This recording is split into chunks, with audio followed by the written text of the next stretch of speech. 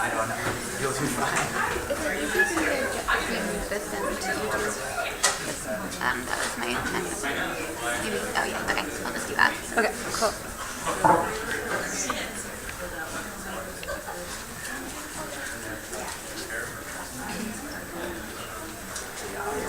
Okay. So good afternoon, everyone. We're going to start with our first afternoon panel. So our first speaker for the panel is Rocky Schwartz, is a junior majoring in science, technology, and society at Vassar College in Poughkeepsie, New York, where she co-organized the first Students for Critical Animal Studies conference in February 2013 and helps lead the Vassar Animal Rights Coalition. On campus, she also works combating classism, on local food access issues, and in other grassroots efforts. When not engaged in school, Rocky spends her time with Animal Place, a sanctuary for formerly farmed animals in Grass Valley, CA. There, she educates the public about the plight of farmed animals, cuddles with cows, and sometimes gets to directly participate in rescues. So here we are, Rocky.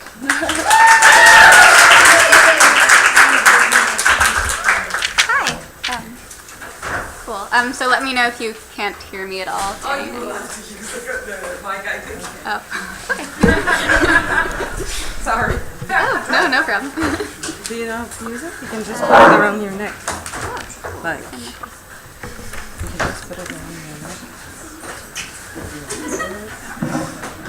Try it. Okay. Can people hear me better now? Yeah? No? Not at all? Actually, if you lift up, you mind? Oh, Thank you. Yeah, that should be good. cool. Is it working now? Okay, cool. So I'm just going to make a brief, trigger warning before I get going. I don't think this presentation covers anything more disturbing or graphic than has already been covered over the course of the conference thus far, but my presentation does deal with issues of bodies being violated, and also it contains some somewhat graphic images, not of slaughter or anything of that nature, but of, bodily conditions. So there are images that do contain blood if that is something that is triggering for anyone. And I'll let you know before those come onto the screen. So I just wanted to briefly go over kind of the core concepts or principles that I'll be talking about today. So my presentation primarily concerns the exertion of control over bodies, so one's own body or the bodies of others. And we can call this body autonomy or bodily integrity. And specifically within that, I'll be focusing on control over reproductive systems. I'll also briefly be touching on ideas of disability and separately but relatedly of chronic illness. And then through that, I'll be focusing on the case of farmed and formerly farmed animals as kind of a case study for how we understand the idea of either freedom or liberation in the context of domesticated species. Now within this, I want to try to kind of break down the kind of dichotomy of domesticated and undomesticated, as there's been a lot of work really questioning that, and hopefully in the course of this presentation with exploration of what a pan-abolitionist future would look like, we'll be able to kind of get into that. And I'd like to also say, and sorry for this long preface, that a lot of this I'm really kind of grappling with myself, and I'm hoping that you can kind of help me parse through it during the question and answer time. Okay, so to dive in, one of the founding principles of the Institute for Critical Animal Studies is this idea that ICAS champions a politics of total liberation, which grasps the need for and the inseparability of human, non-human animal, and earth liberation and freedom for all in one comprehensive, though diverse, I made a typo there, sorry, struggle. So in thinking about what this idea of liberation means, I think we need to really think about it in terms of both, again, this kind of post-abolitionist future, this post-speciesist world that is the ideal and I think what we're working for in animal advocacy, but also in terms of what liberation looks like in the here and now for the individuals that were actually able to go and rescue from these situations of domination and abuse and exploitation. So the primary way that I think we see that being done for farmed animals, so specifically focusing on those that are farmed in the US, so cattle, pigs, chickens, turkeys, goats, sheep, to name a few, is we see that being done in the context of sanctuaries.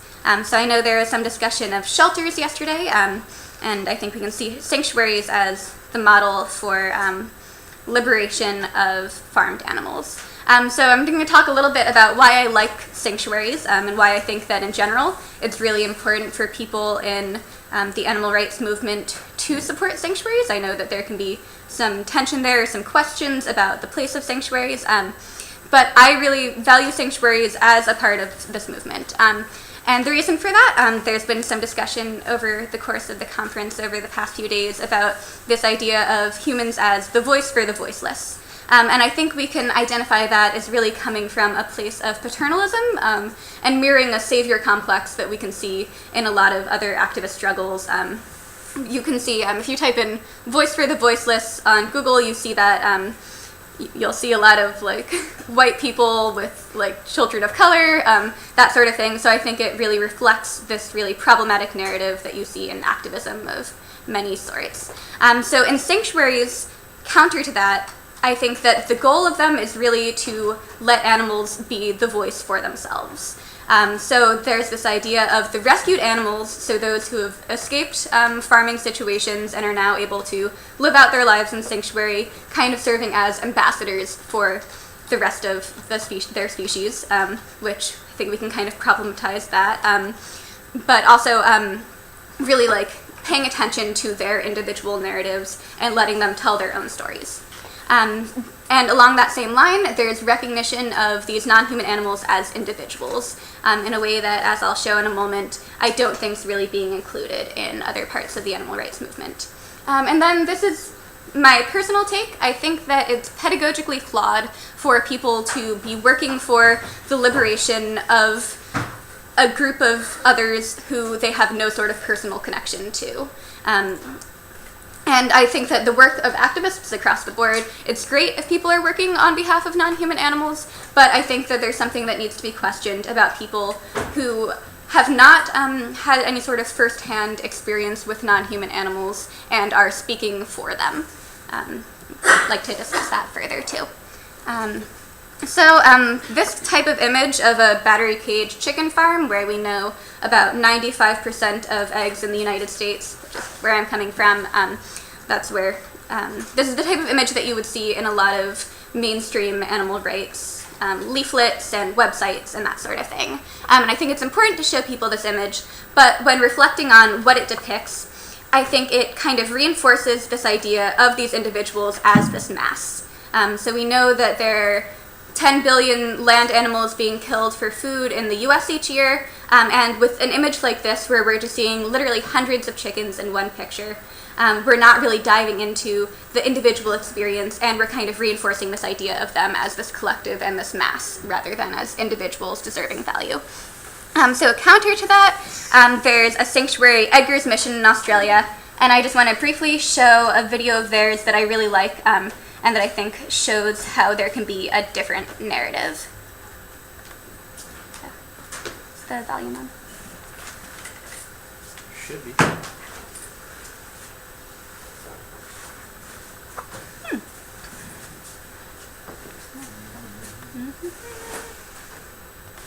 Let me try that again.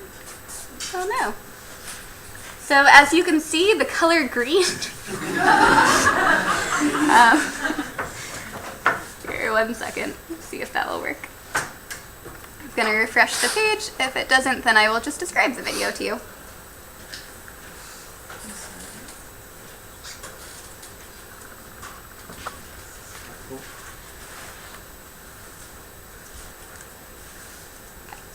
Oh no.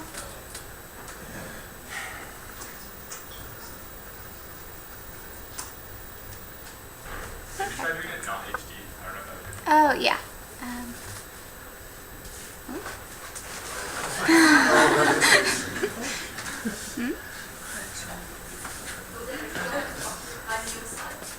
What is it?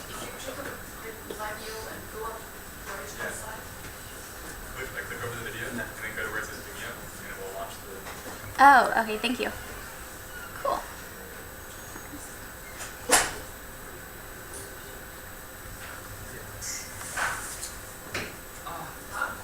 Oh, Oh, I messed it up. No, actually, you clicked the right thing. It just Did I? Okay. Okay, so that video's not working, but I'll just briefly describe what's in it. So in that video, we see Little Miss Sunshine, who's a chicken at Edgar's Mission Sanctuary in Australia. Oh gosh, everything's going awry with this. Oh, I can't read French, so Mike's going to take care of that while I explain stuff. So we see Little Miss Sunshine, who's out in the chicken area of Edgar's Mission in Australia. And she's just kind of walking around, and they start calling Little Miss Sunshine, and we see her go running through the pasture, clearly recognizing her own name. Then they have her hop up on this table where they've got these little circular little kind of cards that have pictures of different animals at the sanctuary. So they've got one of a pig, one of a cow, one of a chicken. I think they're probably about 6 or 7 in total. And they say, which one is you? Which one's a chicken? And she goes and she pecks the card with the chicken. And they go through a few different rounds of that, and they show that chickens understand object permanence. They show that even with part of the card concealed, she can still recognize the chicken. And it shows through the video that this one chicken clearly understands herself as an individual and that she recognizes her own name, and it demonstrates the intelligence of chickens to kind of counter this bird brain narrative. So just in thinking about that counter to this image, and what that presents to people and the type of attachment or agency that gives to individual farmed non-human animals. So we can go back to here. I can take it from here. I think I can. You go to you, I think. You? no, present. Oh, sorry. Oh, everything's in French. Everything's in French. Sorry about that. A big point of this presentation, and sorry that things are a little muddled in this moment, is that we can understand the use of animals in a variety of industries, from entertainment to testing to farming situations, as a continuation or an extension of patriarchal control over the reproductive systems of the female-bodied. And here I want to offer a disclaimer. For the remainder of the presentation, I'll be using the term female-bodied, and I use that not in an attempt to reduce any individual to their body, but in recognition that there is, from both personal experience and from scientific research, evidence to show that individual non-human animals don't always identify within the gender binary, and don't always identify with the biological sex that humans identify them as. So in talking about female-bodied animals, I'm talking about those who are viewed by humans or by humans in industry just in terms of their bodily capacities as female. So here we see Frances. So Frances is a cow who has recently passed away, but she was used as a breeder for cows for their flesh. She lives at Animal Place. And so Frances is an example of a female-bodied animal who was reduced just to her breeding capacity. So she, like other cows, would be artificially inseminated about once a year to produce a calf who would live with her for a few months before ultimately being sent off to be fattened up for slaughter. So in sanctuaries, mother animals and their offspring are often rescued together, or a mother animal is rescued while pregnant and is able to raise her calf for the first time, or whatever the appropriate term is for a baby of another species. So here we see Harrison and Loretta, who lived at Farm Sanctuary in Orland, California. Similarly, we see the same thing with female pigs. So we know that sows, who are usually kept in gestation crates for the duration of their pregnancy and then moved to a farrowing crate after they give birth, they are not able to have the type of relationship with their piglets that they would if given the opportunity. We also know that they aren't able to get away from their piglets to have alone time. There's a story of an animal behaviorist who did a study where he gave some mother pigs who had recently given birth access to a space away from their piglets, and so he proved that basically mother pigs would like some alone time. And his mom replied, "Did you really need to do a study to show that?" So in sanctuary situations, we have Julia at the top with her piglets. She was rescued from a gestation crate situation in Farm Sanctuary's New York location a few hours before she gave birth. We also have Libby at the bottom, who is at Poplar Springs Sanctuary in Maryland, and you can see in both of these cases that mother pigs are great mothers. A lot of industry will tell you that mother pigs need to be in a gestation crate or a therm crate because they're such bad mothers that they'll just crush their own piglets, ignoring that it's really the space limitations that lead to that type of situation. Also, I'd like to point out in that bottom left photo, you totally see a piglet following a goat, which I just think is hilarious. Okay, so something I want to bring people's attention to, I find this really interesting, and as someone not from a farming community or agricultural background, this was news to me. There's this concept of a free marten. So this is an infertile female-bodied animal who was a twin with a male-bodied animal and consequently is made infertile by the hormonal interactions that take place in utero. So these animals are not able to be used for breeding and not able to be used for milk, and so they're basically treated as male by the industry and have the same sort of fate that they would have if they'd been born male.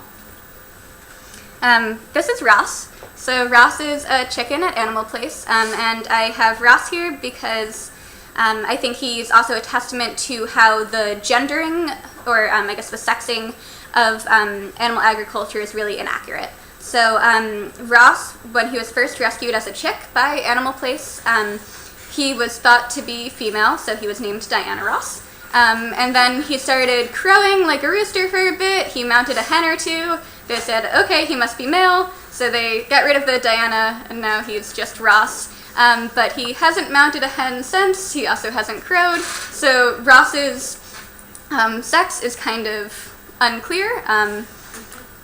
I don't really know what kind of pronoun to use for Ross, for example. And so I think he's kind of a testament to how the limitations of farming really reinforce this idea of this binary by really relying on the reproductive capacities of female-bodied and grouping individuals based on that.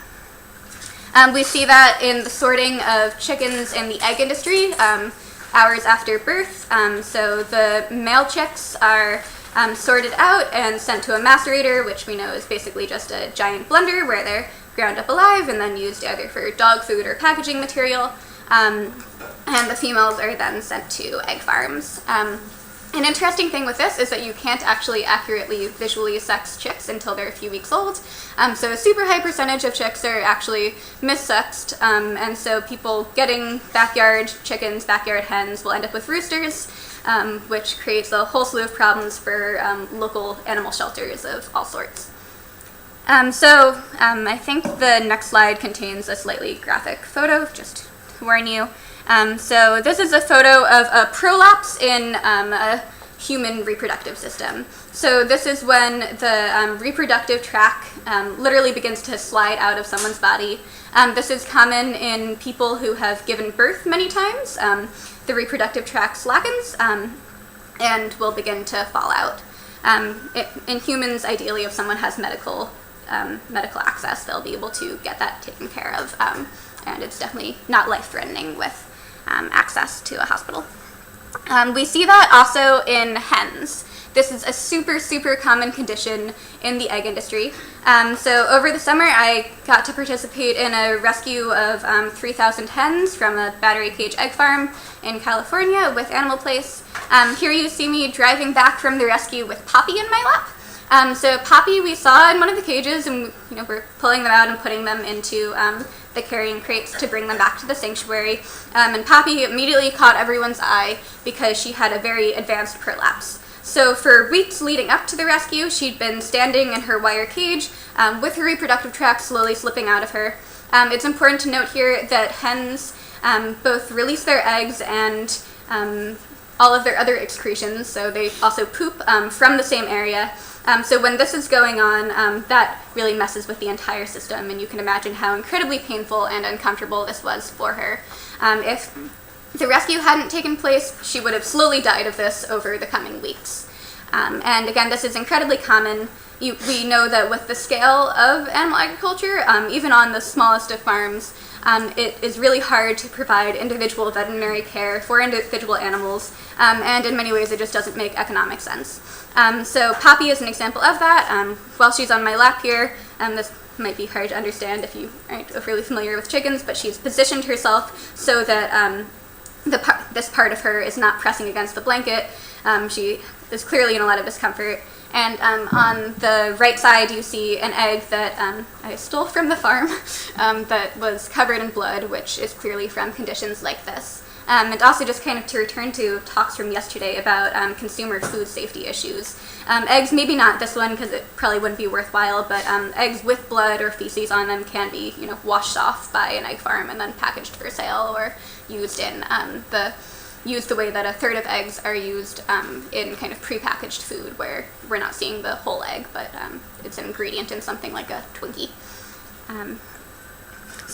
Also we see the gendering again in the dairy industry. This is where male calves are sent to become veal calves, and their mothers are reduced to their reproductive systems.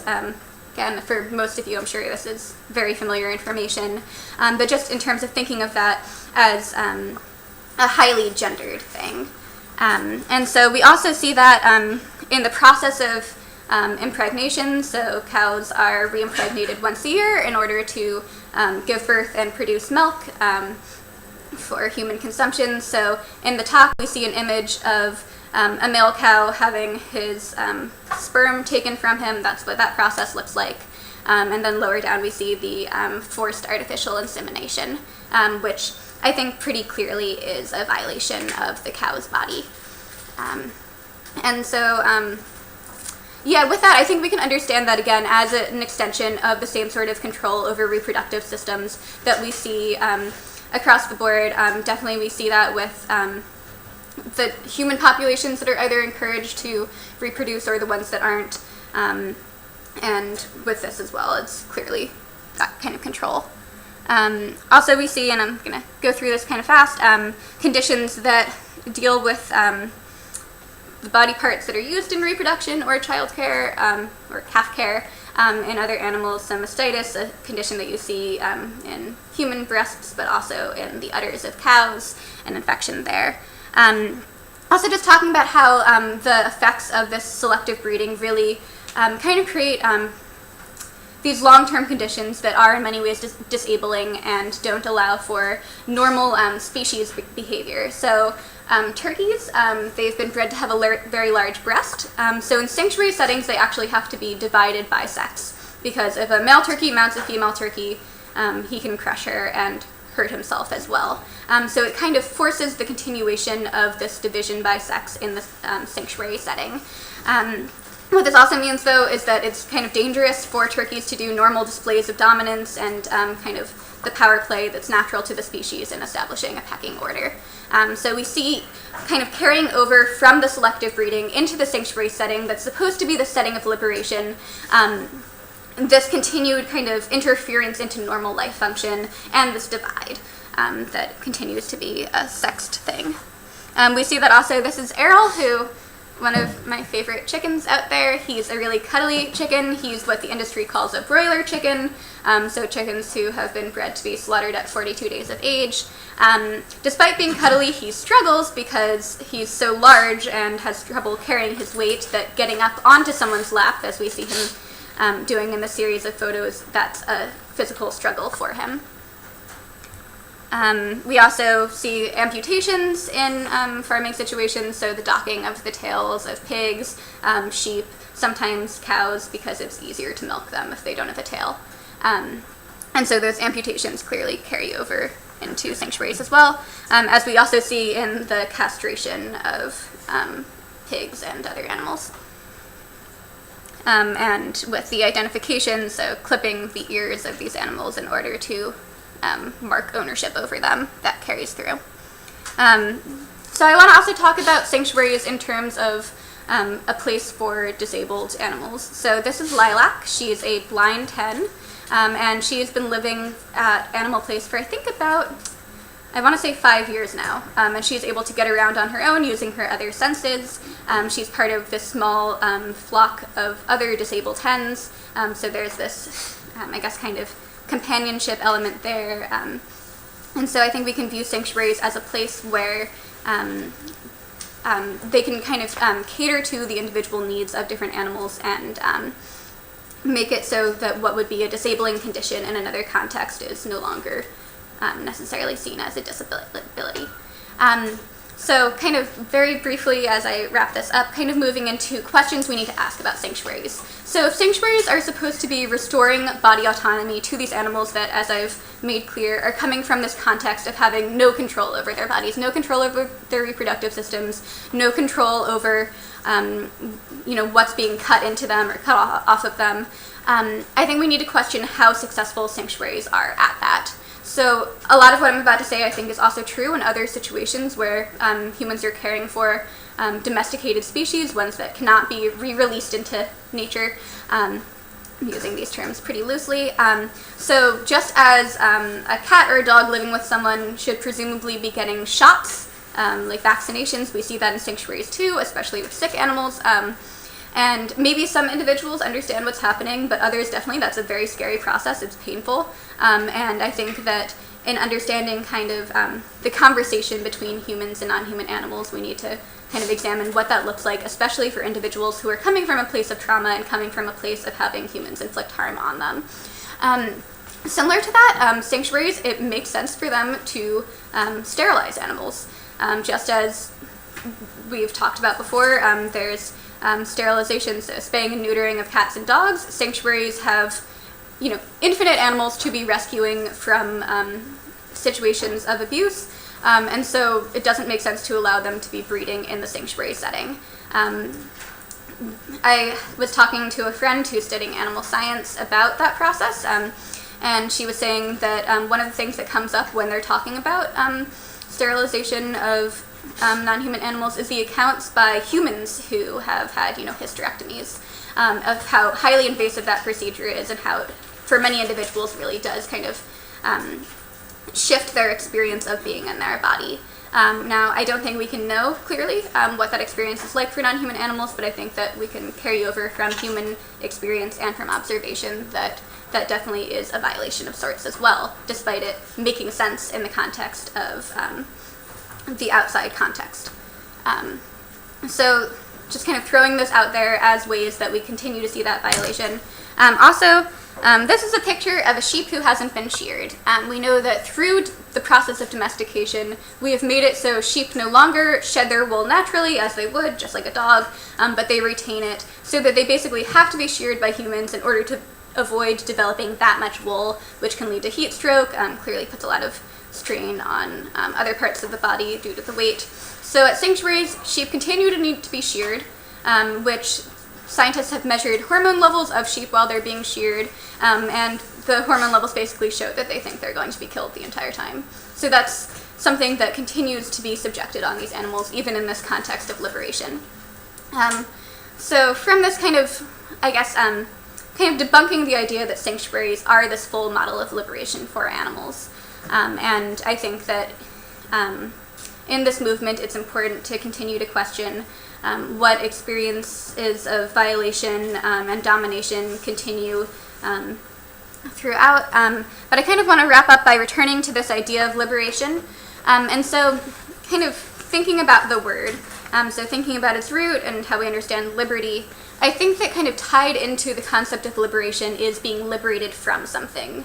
And so unlike other concepts like freedom, where it definitely references some sort of dominating power, liberation implies this history. And I think that for anyone who has experienced any sort of trauma or just any sort of harmful past experience, we understand that that's carried through with individuals. So just as we can understand that individuals in sanctuary probably have some form of PTSD from the situations that they've come from, I think that we can understand that when we have individuals coming from these sorts of abusive and exploitative situations, that will always be with them. That will always, to an extent, be with how they interact with humans, because that's another part of sanctuaries, interacting with the same group that has been causing this harm to them.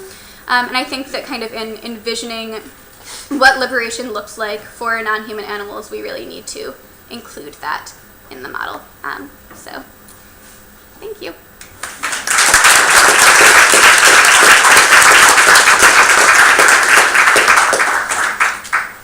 We have 5 minutes for questions. If anybody has any questions for us. So thank you for your talk. It was really interesting. So you talked about implementation of bodily evaluations. I was wondering, what would you think of sterilization as we do at the moment? Straight back about it. Do you think it's the same kind of problems? How do you see it? Yeah, thank you. I definitely think that we should view sterilization as a violation. I think that for many individuals who are sterilized, there is still that drive to reproduce, and we are denying them of that because of the broader context. I definitely still, because of the broader context, would encourage people to spay and neuter cats and dogs, because I guess taking it from more of a utilitarian perspective, which is flawed, that's what makes sense to do. But I would say that if there is an alternative, that should be explored, whether that means some sort of birth control or something of that nature that isn't as highly invasive. Or if there really appears to be no chance of reproduction for whatever other reason, to explore that more fully rather than just kind of jumping on the sterilization bandwagon. How do you feel then of the comparison? Is it problematic to you when people compare the use of female mammals in farming to rape, for example? Do you find that problematic? Because it's common. Some people think it's a good idea, some people think it's a terrible idea. I'm just curious what you think.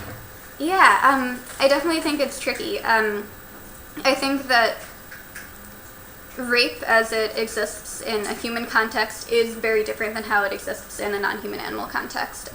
The power dynamics and the cultural elements at play in the context of humans is just totally different, although I do say that it is still that same patriarchal control over the bodies of the female-bodied and others, obviously, that we see in both.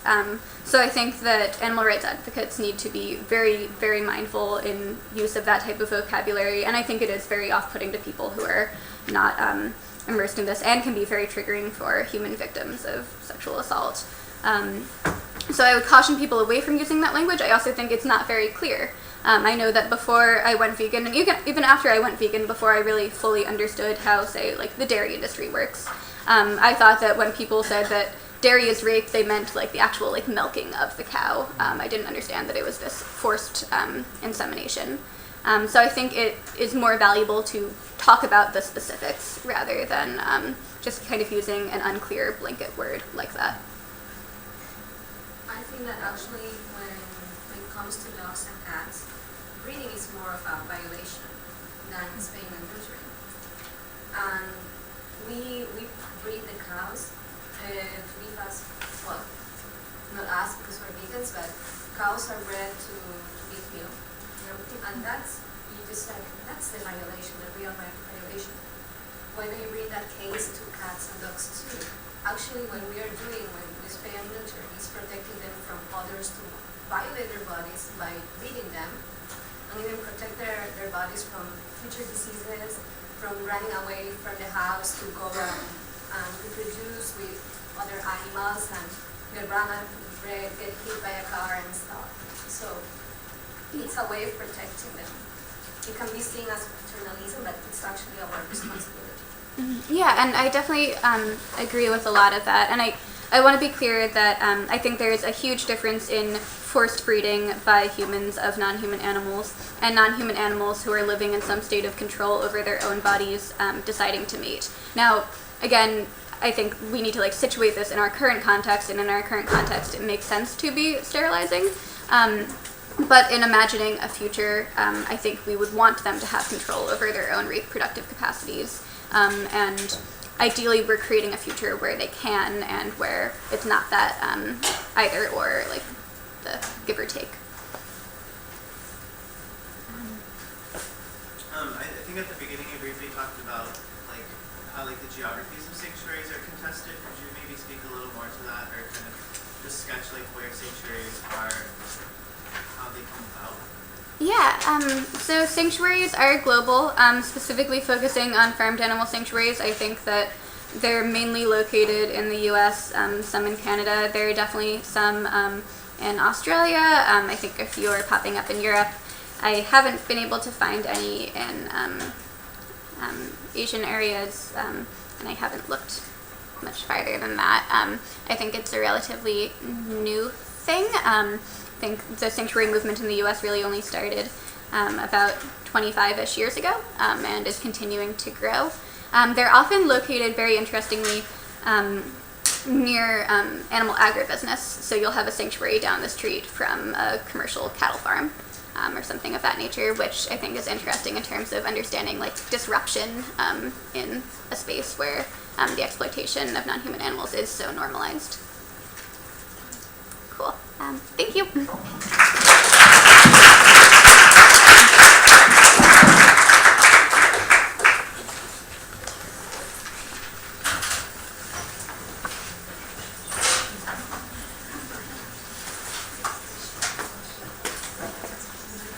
Do you have a PowerPoint? No. Okay. I don't. So I just have your bio here. Oh, you did fine. Great. Oh. Do you know how to go back to the screen to turn up the... C'est comment? Juste en venir à l'écran. On peut fermer l'écran? Non, c'est pas.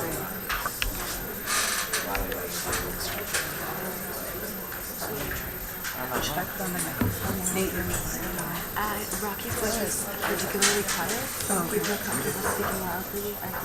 That should be okay. Okay.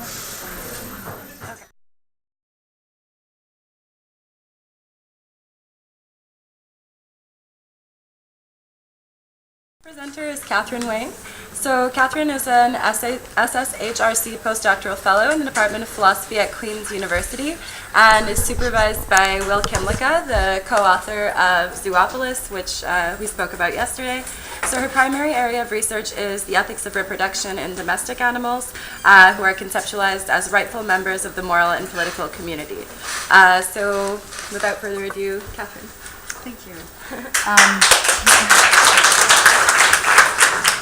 Thank you for the introduction. I do have to say that that's not at all what I'm going to be talking about today. I'm going to be doing something completely different because I thought that this audience would be perfect to bounce my ideas off of, these relatively new ideas.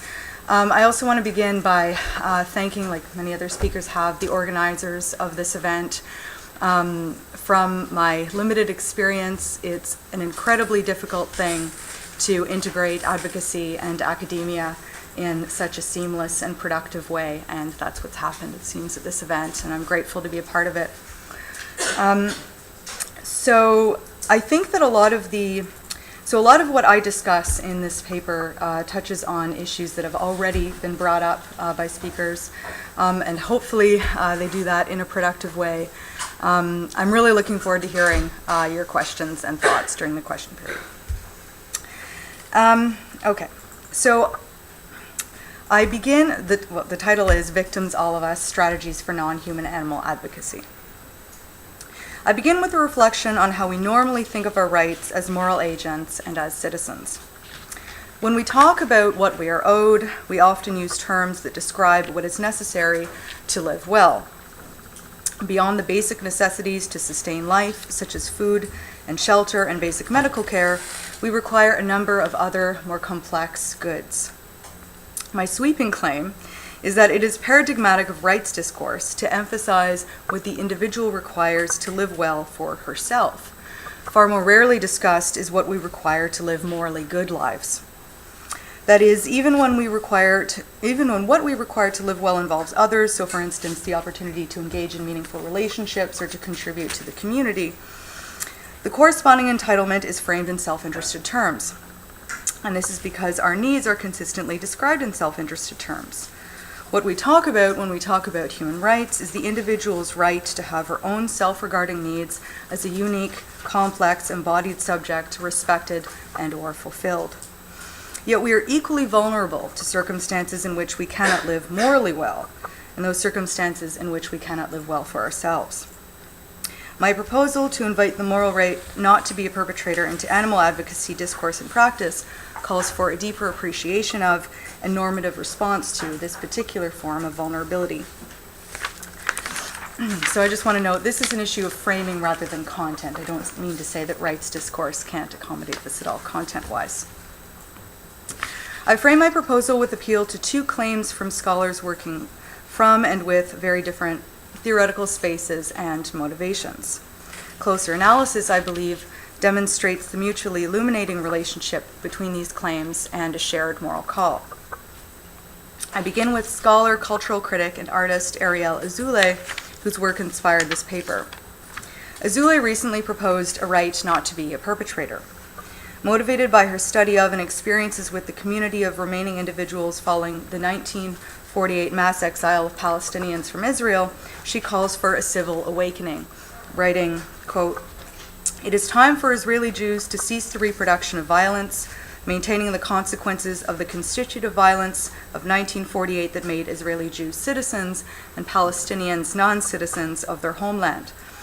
The time has come for Israeli Jews to recognize the constitutive disaster, the Nakba, not only as a Palestinian catastrophe, but as a catastrophe in the production of which they are implicated on a daily basis.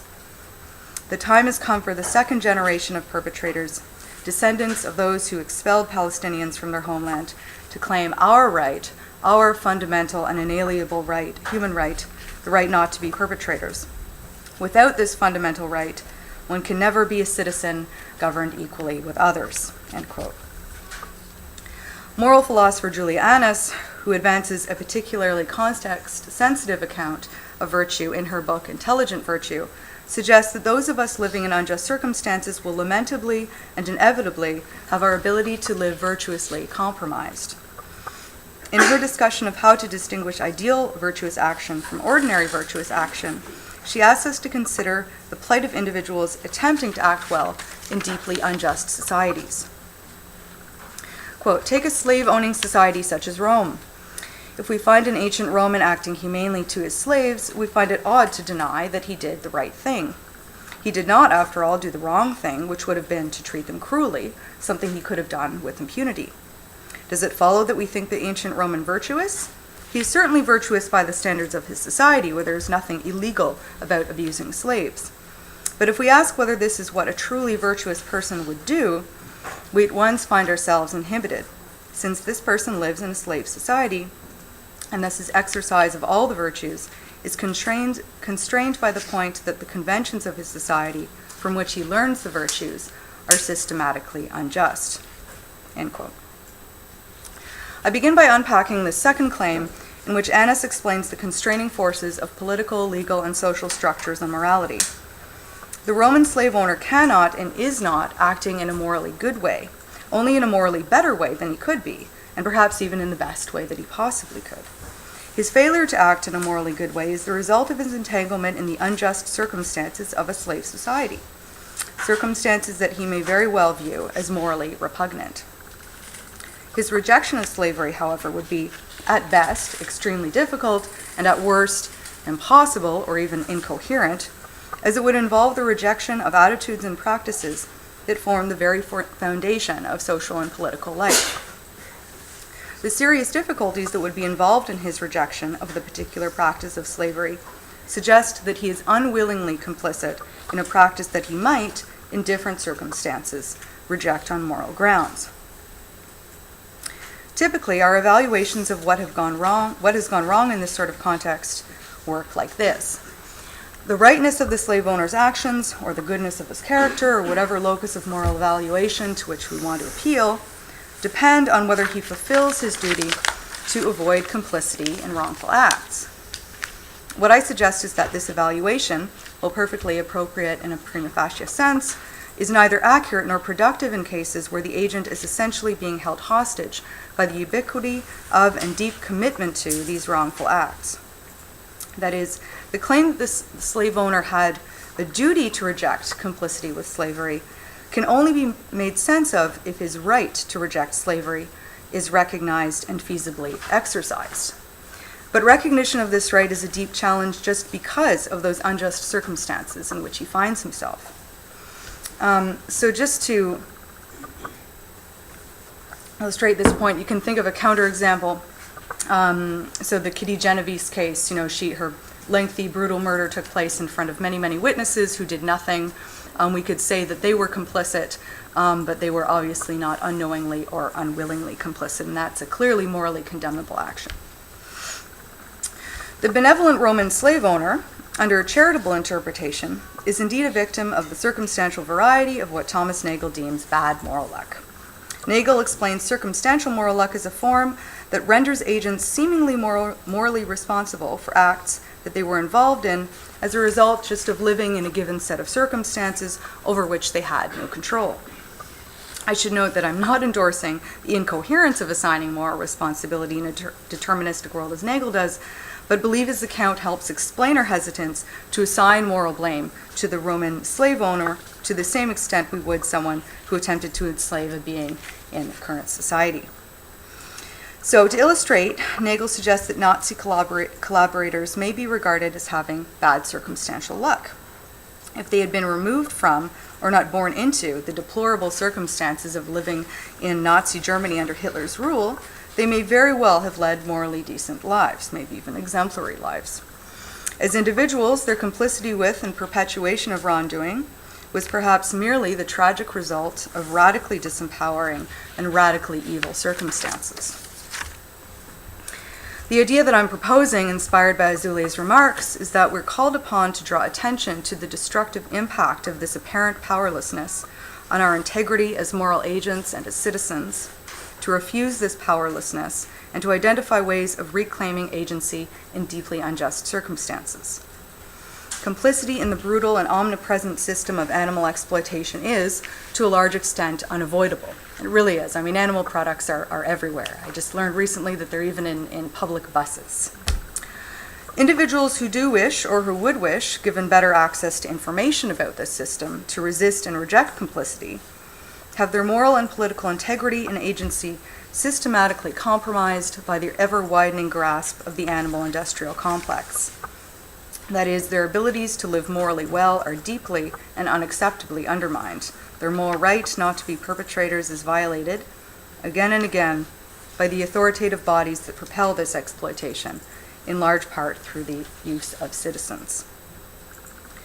So I'll now return to Azule's proposal quoted above. Consider her demand that what she refers to as a second generation of perpetrators recognize their right not to be complicit in the ongoing moral catastrophe of the Israeli-Palestine conflict. Underlying and motivating her demand is the interpretation of the silence of the Palestinian exiles' aftermath as a product of state repression of the event and refusal to acknowledge its wrongness, which rendered, again, remaining citizens complicit in the state's wrongdoing. This unwilling yet unavoidable complicity in the silence, political repression, and ongoing violence surrounding the exile forecloses opportunities for meaningful resistance and consists in nothing less than a violation of citizens' integrity as moral beings. In response, the concept of a right not to be a perpetrator illuminates an arguably neglected form of wrongdoing in group contexts, particularly in those contexts where one's range of choices is determined or significantly constrained by some authority and by the system that authority perpetuates. Being wronged may involve unwilling or unknowing complicity in harmful acts. The state owes its citizenry the possibility of living justly in a way that does not involve complicity with serious harm caused, facilitated, or condoned by one's own state. This realization, I believe, supports endorsement of the concept not to be complicit in wrongful practices, and this concept may be, I think, a powerful tool in animal advocacy. So I'm going to say something more specific about how, but first I'd like to say something about what I take complicity to mean more specifically. So most generally, the term complicity refers to contributing to wrongdoing. In their article, Complicity and Its Conceptual Cousins, Shara Lepora and Robert Gooden show that complicity is a vague category that contains a number of different concepts with varying moral meanings. The authors point out that one may be involved in wrongdoing in a variety of ways with varying levels of contribution, common planning, and willingness. So these include cooperation, collusion, conspiracy, connivance, and condoning. Complicity itself, the authors argue, means being wrapped up in wrongdoing in a way that expands or magnifies that wrongdoing's effectiveness, or may have. Complicit acts do not constitute the principal wrongdoing. This concept is the closest to the sort of connection to wrongdoing in which I am interested, with an exception. Complicity, claim Lepore and Gooden, carries an epistemic condition. The complicit individual knows, or should have known, that her act would or would likely expand or magnify the effectiveness of the relevant wrongdoing. But if we're not working within the context of law and punishment, knowledge of the wrongdoing and one's role in it is neither a necessary nor sufficient condition for complicity. If it turns out that one is contributing to wrongdoing, whether or not one knows that one is contributing to wrongdoing does not remove responsibility for one's contribution. It does, however, remove blameworthiness for that contribution. And this is precisely why the right to not be a perpetrator can be framed as such, as opposed to a duty not to be a perpetrator. As I claimed above, one's duty not to be complicit in wrongdoing hinges on one's ability to exercise one's right not to be complicit in wrongdoing. Agents may contribute to wrong acts causally without being morally blameworthy. And this is the kind of complicity to which I appeal, where there is either or both no awareness of the wrongness of the principal wrongdoing, or there is no awareness of the fact that one is contributing to that wrongdoing through one's actions. Okay, so to say something about how this relates to animals. Given the ubiquity of animal products, the virtual inevitability of consuming or otherwise using animal products, and the profound harm that is done to animals in order to render those products available, it seems that individuals are frequently, unknowingly and or unwillingly complicit in these harmful actions. By allowing, for instance, and this is a very large, horrific instance, animal agricultural practices to be essentially lawless and hidden in a way that allows for brutal and pervasive harm to continue unchecked, and by radicalizing those who wish to challenge these practices, the state has made victims of all of us. So I'm going to expand on this secrecy shortly when I discuss the strategic advantages of appeal to a right not to be a perpetrator.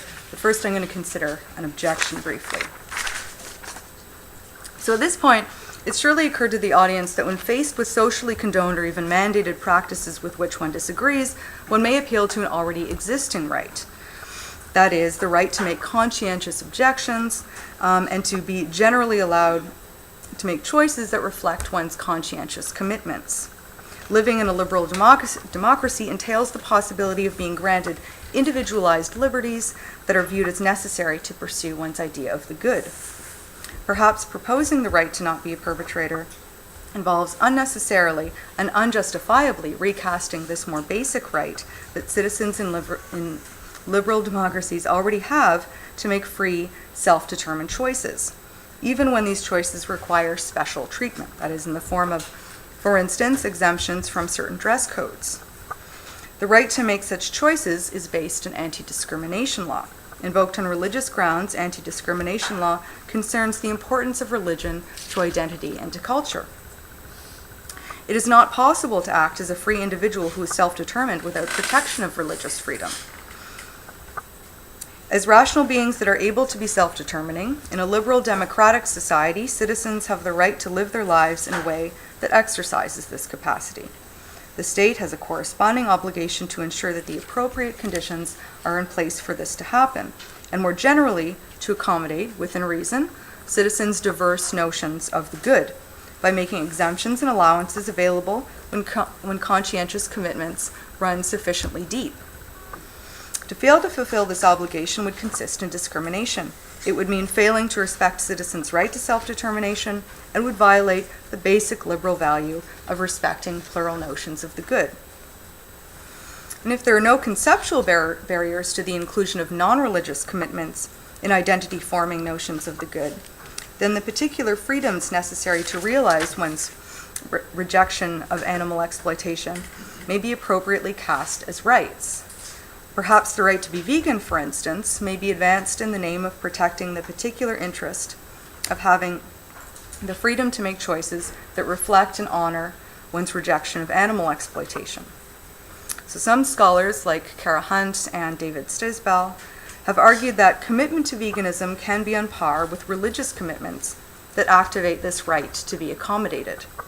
For them, it stands to reason that if one's idea of the good involves a rejection of animal torture and exploitation, one may have a right to be a vegan.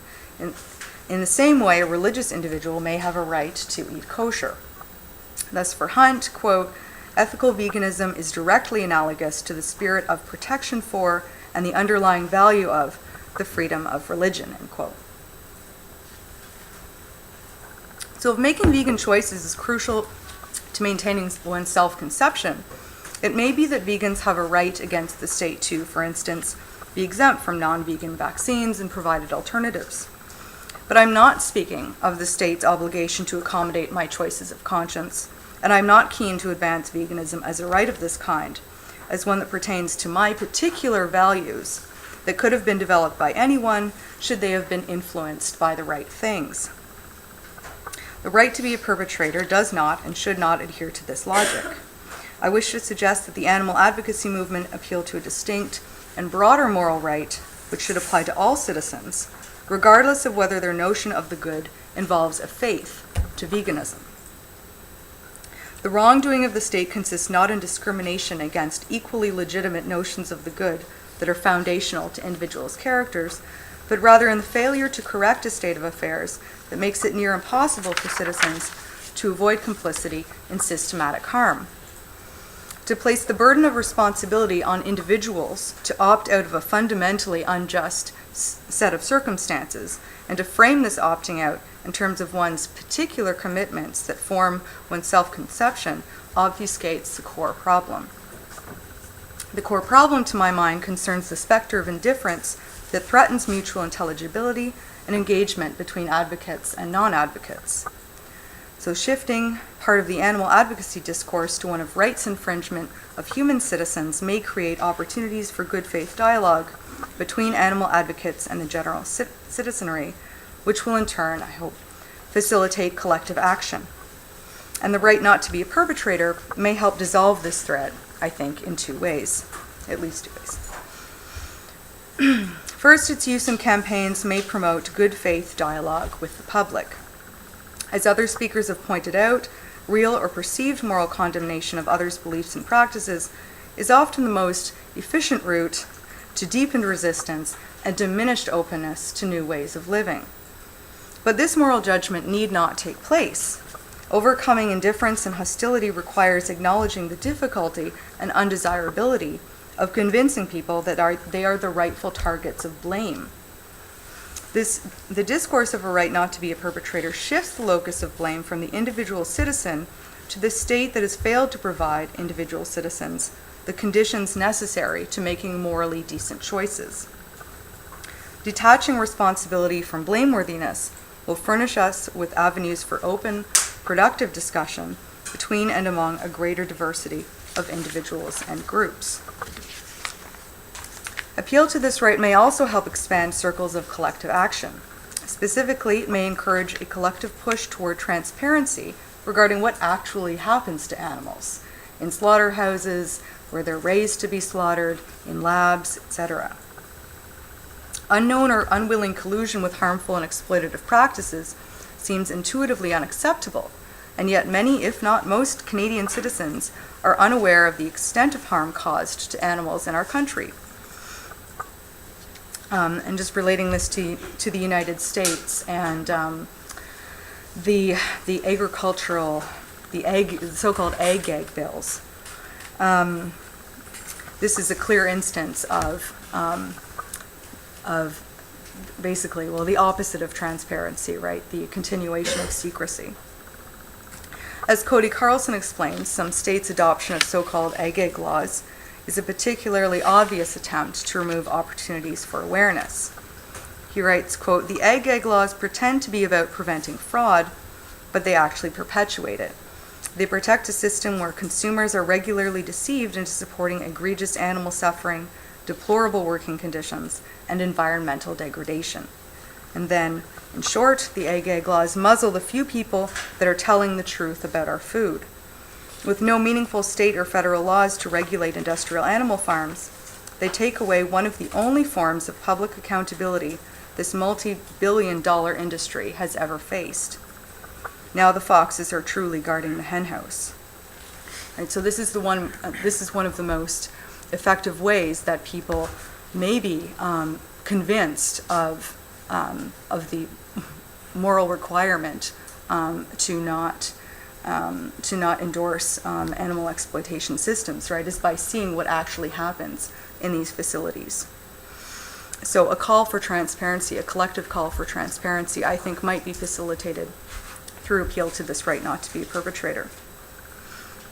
And more substantively, I think that, so I'm just going to gesture towards this for timing.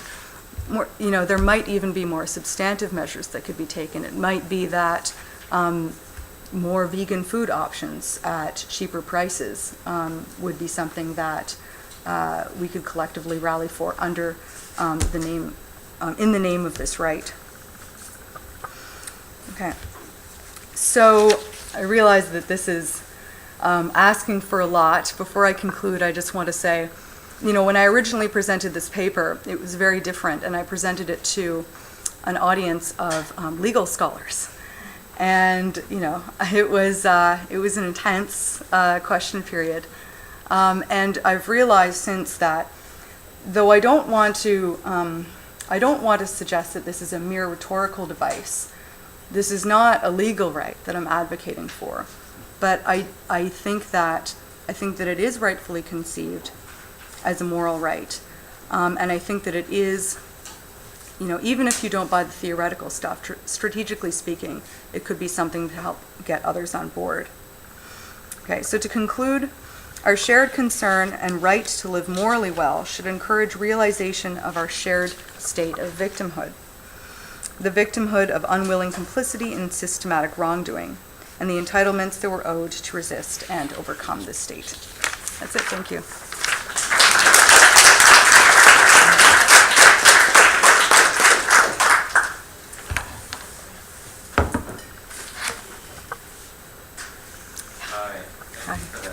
Thanks. Wonderful talk, and typical philosopher fashion, I'm going to go back to what you talked about much earlier and nitpick on one little Please. point. So you talked about the difficulty of being in a circumstance where the whole society is operating fundamentally unjust situation, and that assigning individual moral blameworthiness might be a problematic gesture in that realm. But it seems to me that, I don't know, I have the fear of moral condescension, right? That we can't expect these individuals in these circumstances to live up to these ideals. But the fact of the matter is there are people, even in those situations, who are able to somehow come out the other side acting morally. Sure. So I think there's a threat of delegitimizing that.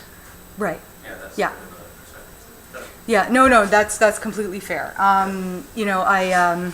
I think it's about so moral progress or moral reform is possible, right? So it can't be the case that that morality is uniquely conservative, right? We can't just reproduce the conventions of society over and over again. Absolutely.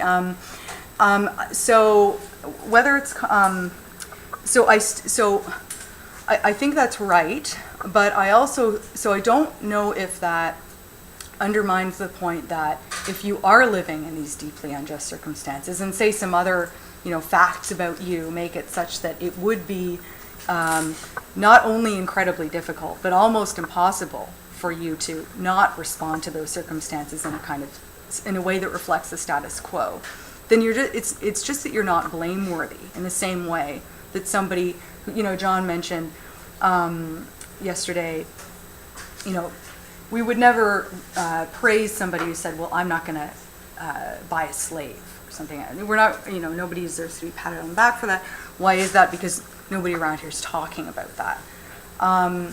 So in the same way that we wouldn't praise somebody for saying that in this society, I would think we can't really condemn somebody in a society that's unjust for conforming to status quo.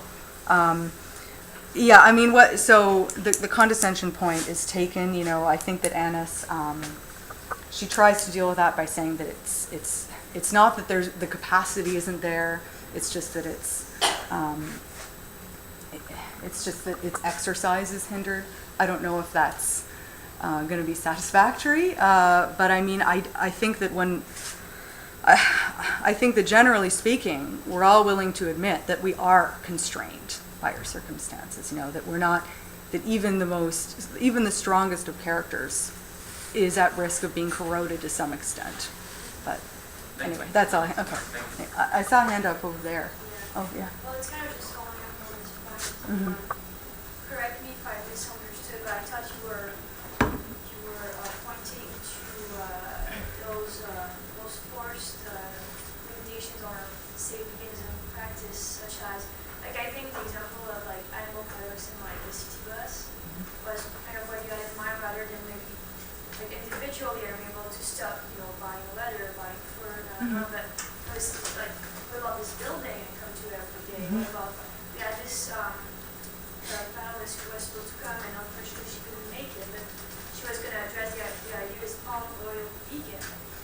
You know, and correct me if I misunderstood, but I thought that is those structures at which we're kind of pointing to, of which we're kind of prisoners at this point. We can't escape those ones because, you know, like the grocery store we walk in to buy our vegan food, you have no idea, you know, what it's been built with, but how it's, and in this case, is this what you had in mind in the sense that this is where we need to, this is where we're participating in the structure without our consent, like we're complicit without our, just to contrast with Justin's worry that, you know, some people are vegan, but like all the vegans here in the room have no choice but to come and sit in this room. Right. To even talk about it.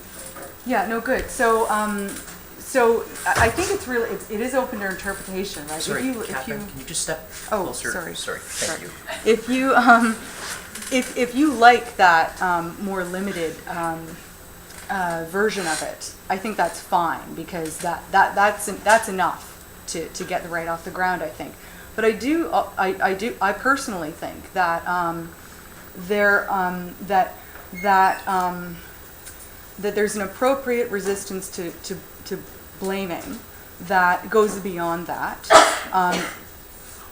depending on the extent of the social and political pressures that are on the individual. And I think that those social and political pressures are so extensive in many cases that rather than, you know, rushing to condemn somebody for, I don't know, for instance, buying secondhand leather or whatever it is, or accepting a wool sweater from their grandmother.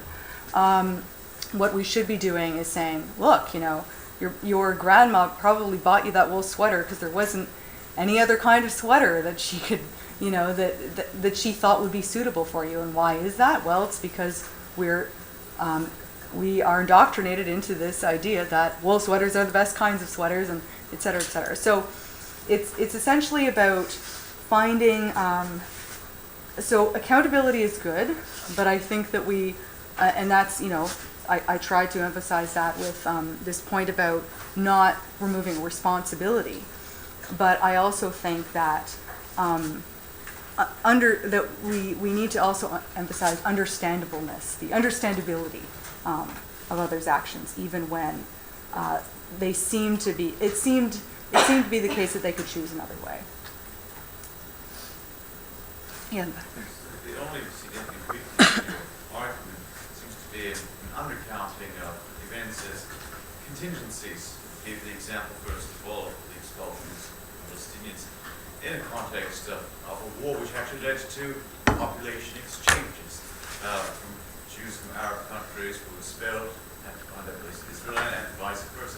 We see similar events that happen in India and Pakistan during their concerns. In that context, we have a similar dichotomy, a similar confounding paradox. On the one hand, you have food producers that are inculcated in this food industry because there is demand in society for these particular products, and therefore they have no choice other than to deliver these to the markets, albeit by some inhumane means, some by more humane means. On the other hand, on the other side of the equation, you have the consumer that, upon seeing the availability of these products in the marketplace, participates in that share of the market. So you actually have a paradox in which case both sides are contributing to a conundrum here that can't be resolved. And natural evolution is not predicated, it may be possible, but not necessarily predicated.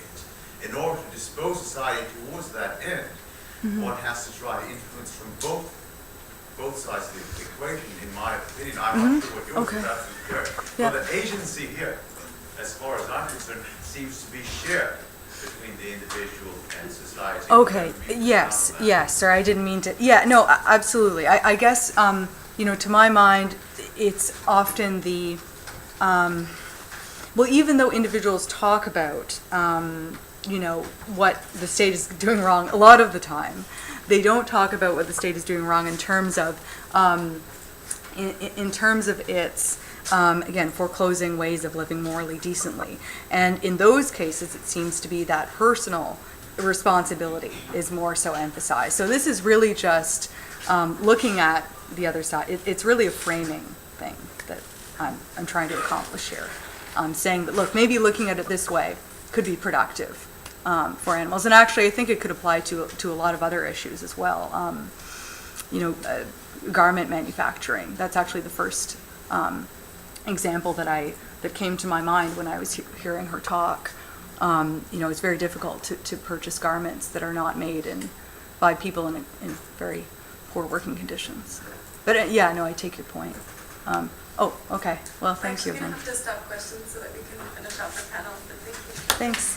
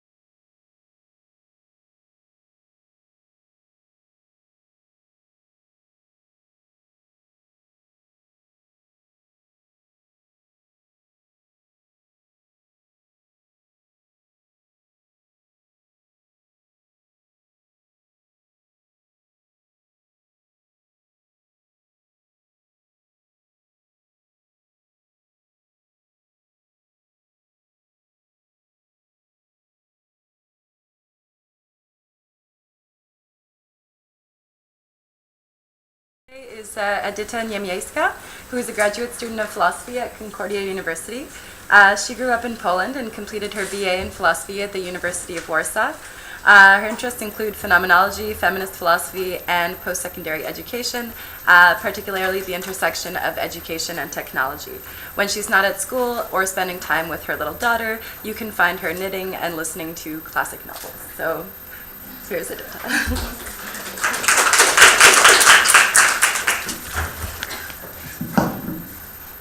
Thank you. Can everyone hear me well?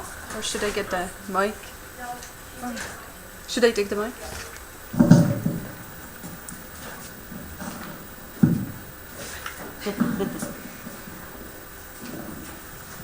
Try this like that. How about now? Try this. How about now? That's great. Before I start, I wanted to let you know that I'm just getting over a very vicious food poisoning, so my lack of enthusiasm, it may just be coming from the lack of bodily capacities. And I also have a picture here of a canyon. I know it's a canyon. I keep talking about an abyss, and but I really like the edges on this on this picture. So when I talk about an abyss, just think about the edges, please. As Derrida, sorry. No, it's South America. You're not sure? I forgot. But you can find it online. So, as Derrida says, there is an abyss between humans and animals. Humans are on one side, animals are on the other. From their edge of the abyss, humans speak of animals and to animals. They may speak well or badly. The speech is meaningful. It may have positive consequences for animals. It may have negative, disastrous, mortifying consequences. For us, presenting and listening to presentations here, the goal is to make the human speech as advantageous to animals as possible. Derrida, I guess, is concerned with that too. I don't guess, yeah, he is. But he points us in another direction as well. He calls us to listen to the other side of the abyss. In his book, The Animal That Therefore I Am, Derrida gives us an account of his experience of this kind of listening. It starts with him, Jacques Derrida, standing naked in his bathroom while he's suddenly approached by a cat. In fact, it was his cat. This encounter forces Derrida to consider what the cat thinks when he looks at him. What passed through the cat's mind? Does it matter to the cat that Jacques is not wearing any clothes? Derrida confesses that he feels shame under the gaze of the animal. Is he ashamed of being caught without his protective layer of clothes, layer that partly marks his humanity? Or is he ashamed of what humans are in a relation to animals? This is the starting point of Animal Therefore I Am. From this act of empathy and imagining of the other's perspective, Derrida takes us to his descriptions of different forms of human domination over animals. Human domination over animals takes place in two interrelated forms. Those forms influence each other throughout human history. Derrida presents them as two hypotheses. The first one is concerned with the humans threatening the physical well-being of animals. The second one is about naming, of what is human and of what is animal. The first hypothesis. Derrida says that the new developments in science and technology have changed the position of animals in the world. He acknowledges that throughout the human-animal relations, humans have used animals and subjected them. However, only during the last 2 centuries, we had technologies that allowed us to dominate animals on a massive scale. This domination takes the form of design, production, raising and killing animals. Derrida compares human domination over animals to the worst cases of genocide. He describes the conditions in which animals are produced and exterminated as monstrous. He says that the past generations would find these conditions terrifying. Derrida points out that the ambiguity of the violence done to the animals. On one hand, there is the violence performed by humans that define themselves in opposition to animals. This means it is performed by non-animals. On the other hand, the domination is also a domination of one species of animals over another. The violence towards non-human animals is performed exactly for the benefit of the human animal. Humans are fed and clothed by animals. Their animal bodies are made comfortable by dead bodies of other animals. Humans rationalize and justify meeting their animal needs by defining themselves as not animals. But the problem is not only the way humans define themselves, but also how they define animals. This leads us to the second hypothesis. Derrida clearly states that he has never believed in some kind of homogeneous continuity between what calls itself man and what he calls the animal. Although he agrees that there is a distinction between humans and animals, Derrida questions the limits of what is human and what is animal. He gives us three versions of his theses on the limits of this distinction. One of the versions goes as follows. The multiple and heterogeneous border of this abyssal rupture has a history, both macroscopic and microscopic, and far from being closed, that history is now passing through the most unusual phase in which we now find ourselves, and for which we have no scale. Indeed, one can speak here of history, of a historic moment or phase, only from one of the supposed edges of the state ruptured, the edge of an anthropocentric subjectivity that is recounted or allows history to be recounted about it, autobiographically, the history of its life, and that it therefore calls history. This version of Derrida's thesis acknowledges that human-animal distinctions are numerous, have numerous borders. This means that it's impossible to generate one clear line separating humans and animals. Moreover, the border is merely a historical construct. This implies that they are changeable, just as they changed a couple centuries ago, creating the unprecedented subjugation of animals that we have now. However, speaking of this change, we're speaking of a specific history, a human history, called by Derrida an autobiography of humanity. This history is written from one side of the abyss. It is written with our eyes on the animals and on what makes them different from us, but it is not yet listening to the other side, not really seeing it. The human autobiography projects itself onto animals. Derrida gives an excellent example of that in the history of creation and Ish, where the first human is naming animals. What is striking about it is that the biblical act of naming is univocal. The first human gives names to the animals without being named by them, thus creating in the biblical time the first autobiography that cages animals in the meaning humans want them to carry. Derrida uses the word Animot, in which he puts together the French word animal and the French word for word, mot. This represents the verbal subjectification of animals. Is it possible to go beyond this? No, it's not. I'm using Merleau-Ponty's description of the human order from the structure of behavior to show that, in fact, as long as humans exist, animals are doomed to remain animal. That means that animals will be spoken of and spoken to by humans. In the structure of behavior, Merleau-Ponty describes three orders, which he calls dialectics. A physical order of physical things that physics are attempting to describe, a vital order of all alive things, and a human order. It is discussable who and what belongs to which order. We may argue that certain animals do in fact belong to the third dialectic, but this is beside the point in this presentation. What's important to me right now is that humans belong to the human order. I'm going to go back to this. Merleau-Ponty says that the human order is not reducible to the two other orders. It incorporates them and transforms them.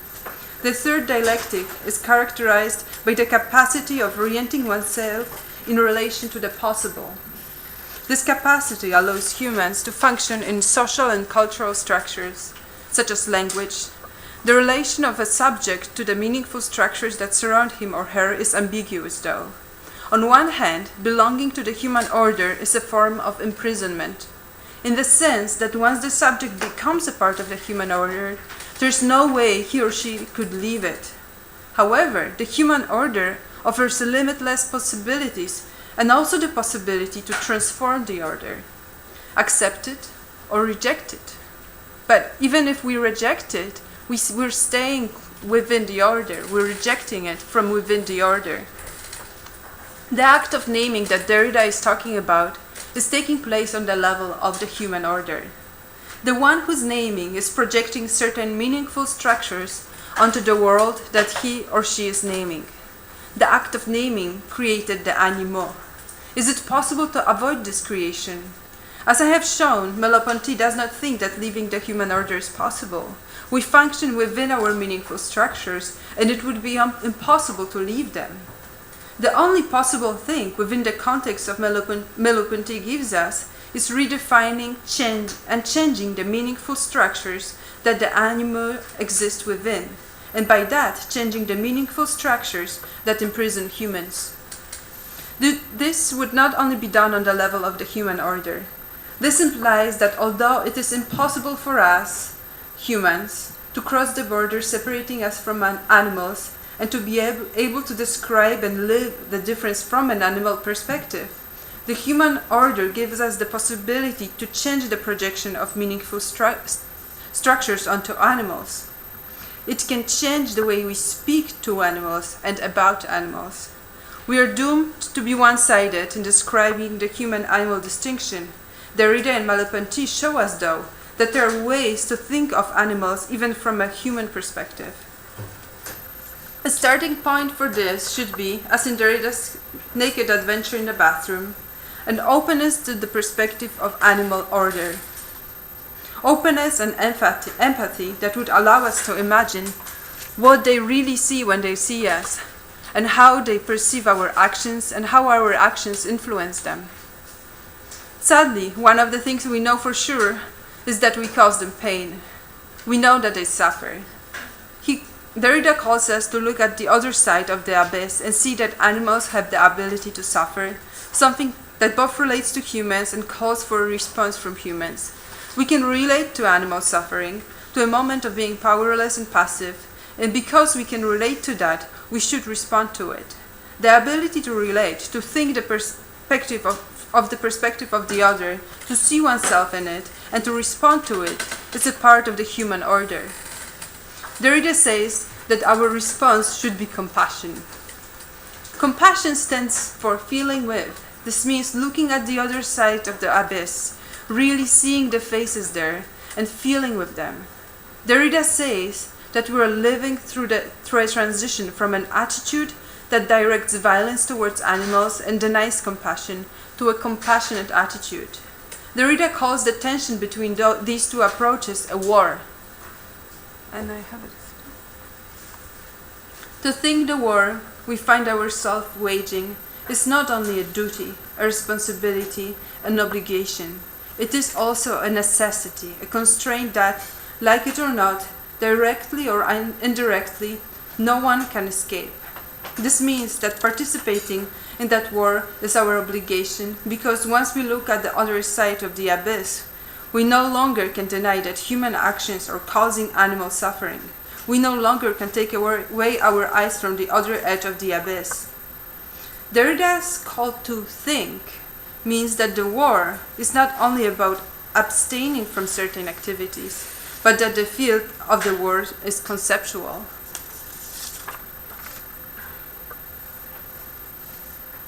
If we acknowledge that animals suffer, does it mean that there is a possibility for human-animal ethics?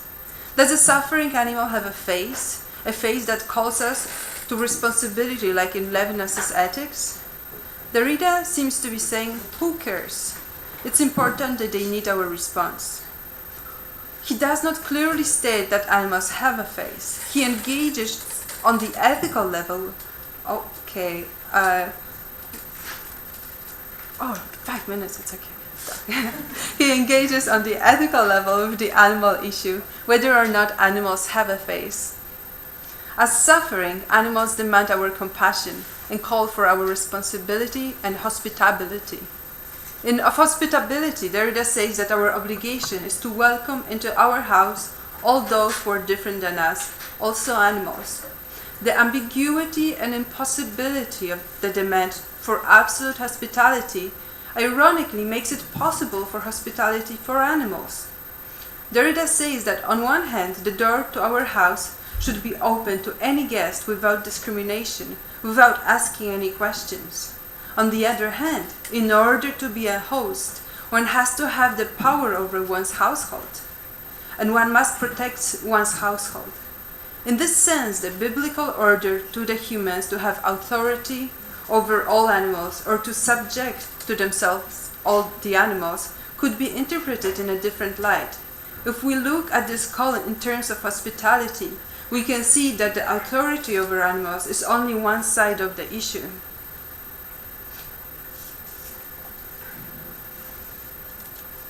Humans verbally dominate over animals. They speak of them and to them.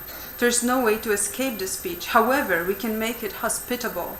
We can make our approach to animals to be driven by justice and responsibility for the suffering. Derrida describes hospitality as an interruption of the self. This allows us to see how hospitality could in a way disrupt the abyss between what we conceive to be human and animal.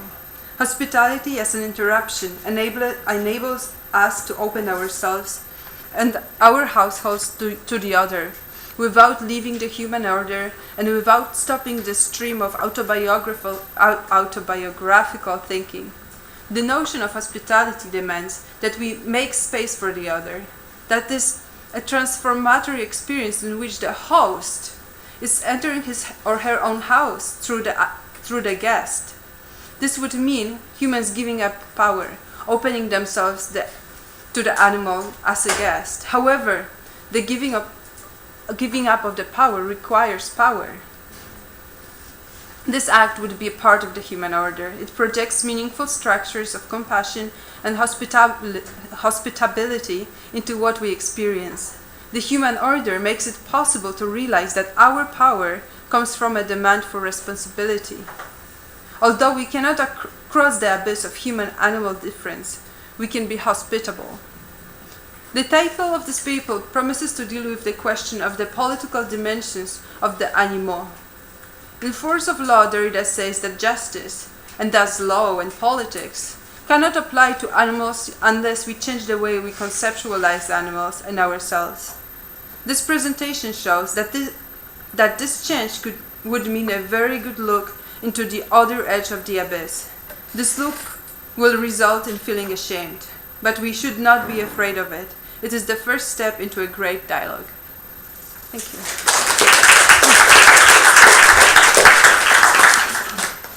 Yes. Hi, thank you for that.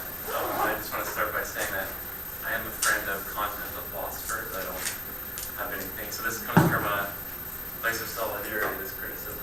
To put it, there's a better way to put it, but I'm just sick of having to rehabilitate the continental philosophers to adapt their models so that we can see that it can transcend the sort of anthropocentric limits that they put on their own work. And it's exhausting to have to keep doing that. And I wonder, do we need someone like Derrida naked standing in front of his cat to appreciate that cat, has this singularity, that this is a unique cat, it's not interchangeable? I think we can well do that with other philosophical models. And in fact, I think people like Tom Reagan and Peter Singer, for as much as we disagree with them, I think they're more convincing to a lot of people. And I'm not sure that using, continental philosophy in this way is going to get people on board. And that might be an empirical question, but I think one that people who work in that area have to grapple with. Why are people like Peter Singer and Reagan so successful in continental philosophy? Not so much. No, that's a big question. I'm sorry. Oh, I don't know how to answer, Yeah. but I didn't explain it because it's the meeting with the cat. He plays into a lot of existentialist philosophy of recognizing the other, and that's all I have to say for him. So he speaks within certain order and certain tradition, and I'm speaking with that tradition too. I don't know how convincing it is. Oh, yeah. Oh, sorry. Yes, I think I put this in the correct historical context. It helped me with my history here. But I believe that the book upon which Planet of the Apes was based on predates Derrida's. Is that correct? It predates quite significantly. I believe that Derrida's the construction emanates probably from that sensibility. It's his countrymen, and at least get this impression that he's still, as he said, still adopting the human perspective. It's not sincere. And I think that the book, I can't, honestly, I'm sorry, I can't remember the title. Maybe someone here can. What book are you talking about? The one which Planet of the Apes is based. I can't remember the author or the name, which is quite embarrassing, but nobody else, it's less embarrassing. But I really feel that that one did a better job, and maybe it would be a very interesting analysis to compare the two perspectives, because that satirical book did a very good job of looking inside from the other side of the abyss, of the other side of the chasm there. So maybe it's a good idea to do that comparison. If we could just try to limit questions to people who haven't had a chance to speak yet today or in the past few sessions, that would be great. So if there's anyone that hasn't yet. Kelly, yeah. I respectfully disagree.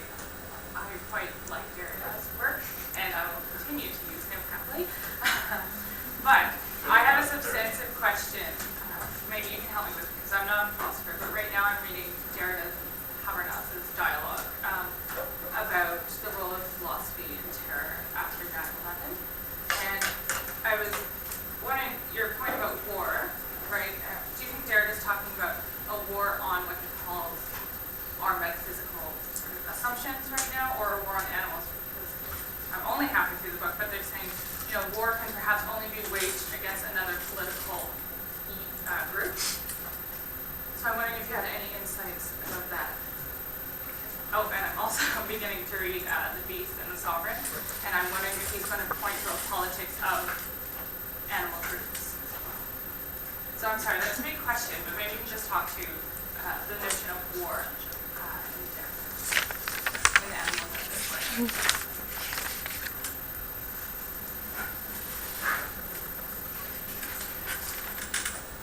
I don't know. I really don't know how to answer this question. I'm familiar with the animal that therefore I am, but that's the works I haven't read yet, so I don't want to say anything silly. Can I add something at this point?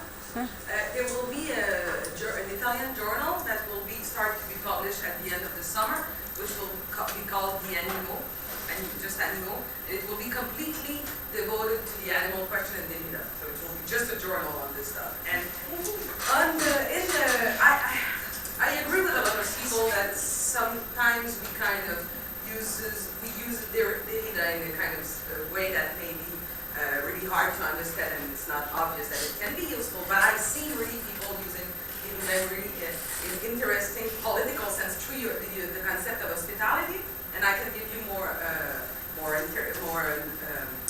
references on that. But I'm talking, let's say, of Patrick Loret in French, who published 2 books on the animals in Edyta, and the constructing political conception, which would include all the domesticated animals. It's really weird because it intersects with the novelist work. It's really weird. But my point was on, I have a question about Merleau-Ponty, because I don't get the distinction between the human order, the vital order, and the physical order, because in this early word structure of behavior, you kind of say, okay, humans belong to the human order and animals belong to the vital order along with the plants. Okay, this is really too weird. And he kind of he will change his mind afterwards. Yeah. He will say, no, I'm wrong. The animals belong with the human order because they exist. They have social life, psychological life, emotional life, like humans. He will do that in the lecture on nature that he did at the Collège de France in the 60s, just before dying at like 50 years old or something. But I think that the later Merleau-Ponty is really more useful to the goal you were trying to do than the early one where we distinguish between these kind of orders. Because he acknowledged that the human order, or what he used to call the human order, is not properly human after all. So this is just a suggestion to go more later Merleau-Ponty than earlier on this stuff. Oh, definitely. And I think way it's definitely discussable, and he says he was wrong in his later work. But what I found useful for this paper was that in this paper I wanted to make Derrida's position more clear by using Merleau-Ponty and his different distinctions. But this effort might have not been very successful. Did you have a question, Edyta? I mean, there have been some critiques of Derrida's encounter with the cat in the bathroom, which have, noticed that by immediately feeling shame upon the presence of his specifically female cat, that Derrida was not actually open and empathetic to the particularity of the face and the other in this situation, and by feeling shame of himself as naked, that his, let's say, openness was rather self-reflective, and it was reflecting back on himself. And I remember you mentioned at one point in your talk that Derrida, as opposed to Levinas, will say, who cares if the other has a face? And I guess I kind of wanted to push on that. If, we do see ourselves wanting to respond to something particular that doesn't reify the animal as this category across the abyss from the human, then isn't there a sense in which we need to respond to the particular face in front of us? Definitely. Yes, I do. There is no discussion about that. But I think what he points in this example too is the reflectivity of it, that happens with other humans as well, of which we feel ashamed just when they look at us. It's not we don't feel ashamed because if we're suddenly seen by someone in a situation where we don't feel totally comfortable or we feel vulnerable, that makes us feel ashamed, not because that person makes us feel ashamed. If that person makes us feel ashamed, but it makes us feel ashamed because we think what they're thinking and we think what they're seeing. And I think that I like that moment. I can see the point of the critiques and of reifying animals, but I like that moment of looking, it's like the first moment that it happens. It's before anything else happens, and in that moment you get to consider what the other one is seeing, and it's a great opening to what he talks about later. Yeah, maybe not so much a question, but kind of a question, but just it seems at this conference, as a lot of other critical animal studies conferences, a lot of people have been kind of hating on Derrida to some degree. And I remember on the Facebook group recently, people were really down on Derrida. But I don't know, some part of me thinks that maybe, in talking about Singer and Regan, maybe people don't want to give up Derrida yet because Singer and Regan are so just observably problematic, whereas with Derrida we're talking about interpretation of these scenes and stuff with the cat, whereas with Singer and Regan we've got just instantly problematic things that everybody can find problems with in their books. With Singer, his views on disability; with Regan, him talking about he'd throw 1 million dogs overboard to save one human. So do you think maybe people like yourself are still talking about Derrida, even if we have other theorists, out of optimism and wanting to find a theorist that isn't talking about it being okay to kill disabled people? Or But Derrida was never completely vegetarian, please. Right, I know, but I'm saying when you look That's at Singer. contentious. His family kind of was, his children kind of was. But Singer's I don't think that this can be a. Yeah. No. This cannot be I'm just decided. throwing out there, just gently No. putting in there. No, but Singer admits to not being a full vegan, so. All right, well, we're going to take a break. Thank you very much, Edyta, and we'll come back at 3:15.